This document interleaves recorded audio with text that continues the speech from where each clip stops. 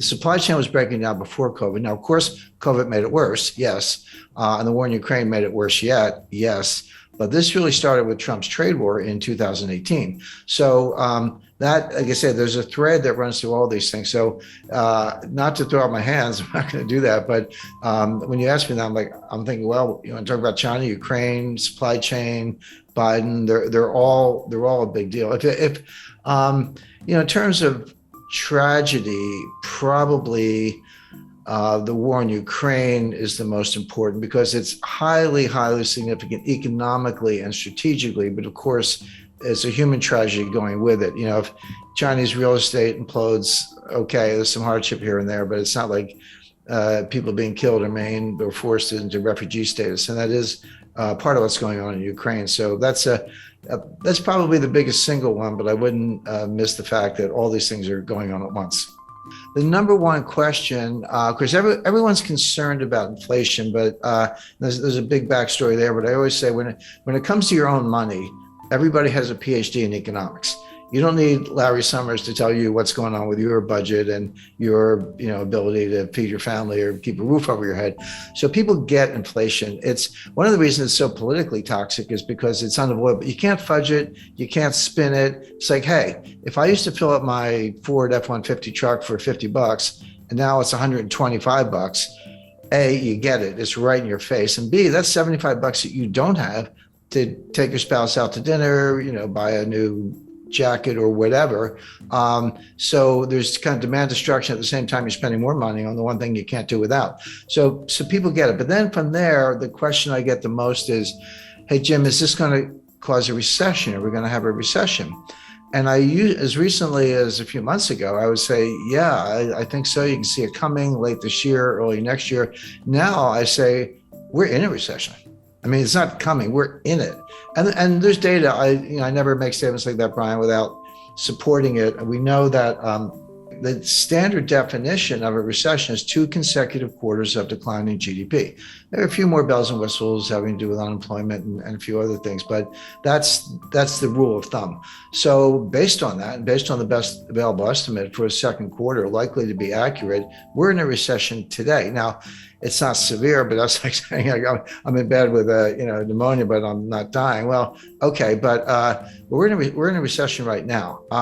There's a lot of whistling past the graveyard. I mean, the stock market is still greatly overpriced. There's still the buy the dips mentality hasn't gone away. It's still there. You got people like Jim Cramer yelling, buy Netflix or whatever. There's institutional support. There's momentum trading. Of course, 95% of the trading is by robots. So you got to reverse engineer the 27-year-olds from Bangladesh who don't get out much. They're the ones really writing these algorithms. Brilliant engineers, but you'd have to show them around Wall Street.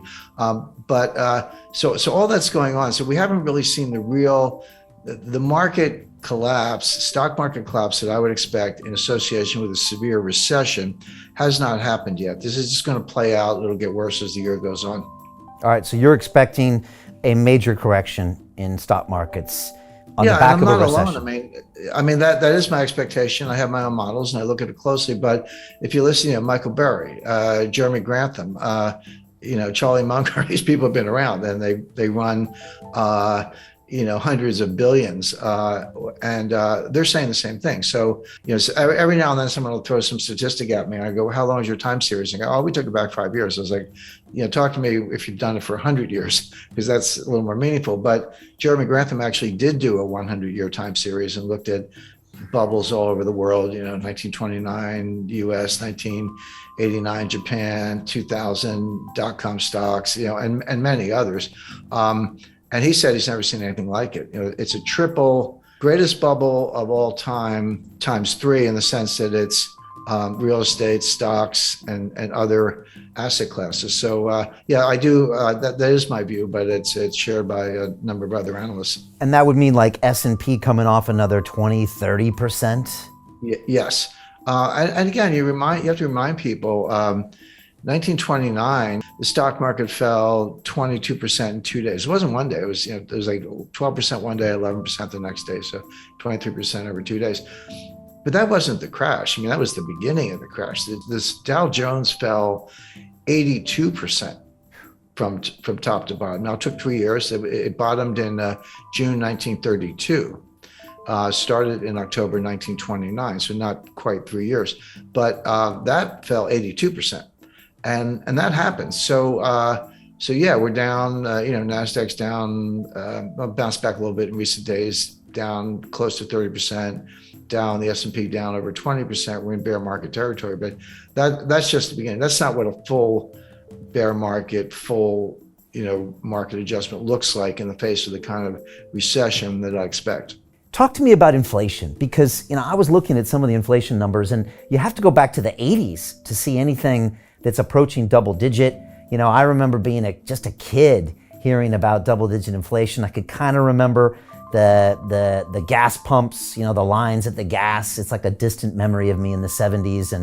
But how do you talk to younger people these days about what inflation is or it means? Because I don't think people really grasp what it actually means to your savings or to the economy in even a medium term.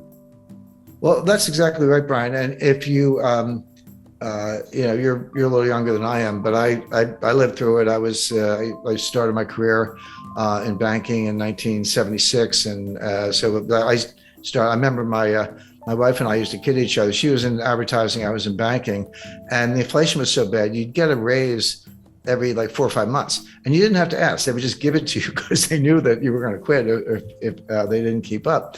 So she would get a raise, and she was making more than I was at the time. So we'd go out to dinner, and then I would get a raise, and I was making more than she was. So we would just tease each other about that. But that's how it was. And the psychology was, if you needed a TV set or refrigerator, new car, whatever, you say, I better buy it now because the price is going to be higher. If I wait a month or 2 months, the price is going to run away from me.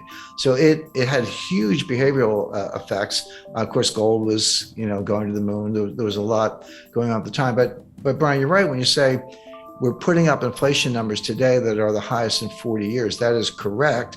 But I remind people, the inflation in 1981 was the end of a 10-year period of inflation. That was when Volcker finally got it under control. But you go back to 70, between 77 and 81, so that 5-year period, the dollar lost 50% of its purchasing power, not 15, 50. So the question is this the beginning of an inflationary surge where it's going to get even worse and it is going to last 5 years, or is it different than that? But keep that in mind, because the situation we're in today is very different from the 1970s, and I'll explain why. But I'll explain why right now, because in the 70s, it was triggered from the supply side with first the Arab oil embargo in 1973 as a result of the 1973 Arab-Israeli war, and then the price tripled, but it went from $2 to $6. Okay. But percentage terms, that's a huge jump, but it was still $6.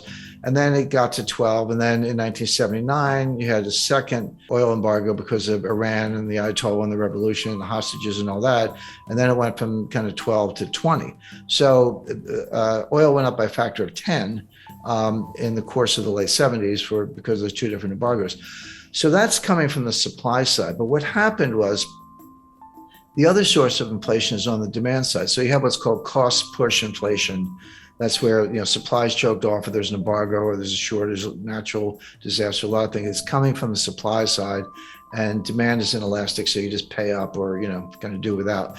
But the demand side is much more psychological. That's called demand pull inflation. That's when consumers behave the way I described, and as I say, I lived through the 70s, where hey, I better buy it today, I better buy it now. You're pulling all this demand forward and bidding up prices because you're worried that it's going to get even worse. So as that applies to today, we are starting with the cost push inflation, mainly the price of energy, but the price of food is a big factor. And of course, they're related. It's like here's the energy, here's the food. Where do you think the food comes from?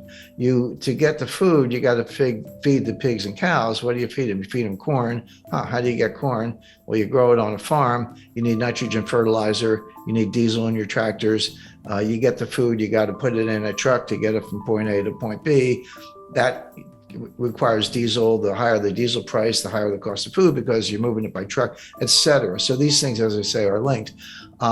But food prices are going up substantially, and you can't. The two things you can't do without are gas in the car and food. So you have that that cost push inflation. We're not quite at the stage where it's demand pull. We're not quite at the stage where individual consumers are behaving the way I described in the 1970s, saying, "Hey, better spend the money fast because it's losing value."